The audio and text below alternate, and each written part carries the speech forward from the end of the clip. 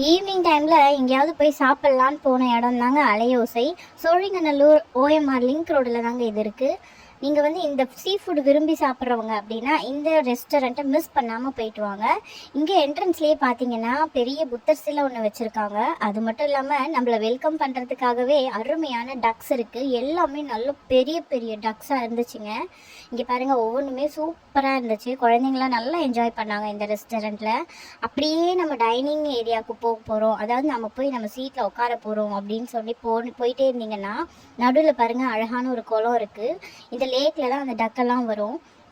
அது மட்டும் இல்லாமல் நம்ம ஃபுட்டு ஆர்டர் பண்ணி வர டைமில் மீன் பிடிக்க கூட வைக்கிறாங்க. இங்கே பார்த்தீங்களா, பெப்பர் மஷ்ரூம் ஆர்டர் பண்ணியிருந்தோம், சூப்பராக இருந்துச்சு. சில்லி பேபிகார்ன் ஆர்டர் பண்ணியிருந்தோம், அதுவும் ரொம்ப அட்டகாசமாக இருந்துச்சு.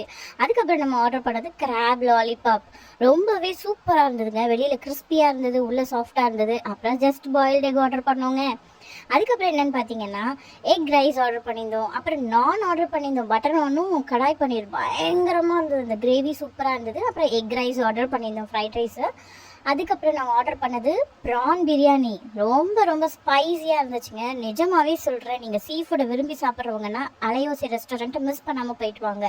லாஸ்ட்டாக நாங்கள் டெசர்ட் ஆர்டர் பண்ணோம். என்ன ஆர்டர் பண்ணோம்னா ஸ்ட்ராபெரி ஐஸ்கிரீம் ஆர்டர் பண்ணியிருந்தோம்.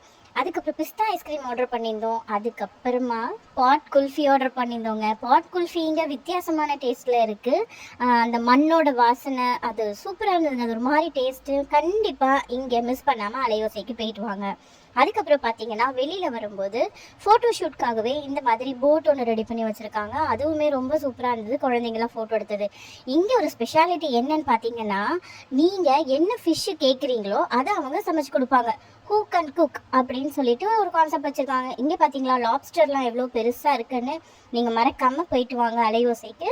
நம்ம சேனலை மறக்காமல் சப்ஸ்கிரைப் பண்ணிட்டு பாருங்கள். இன்னும் நிறைய ஃபுட் ரிவ்யூஸ் உங்களுக்காக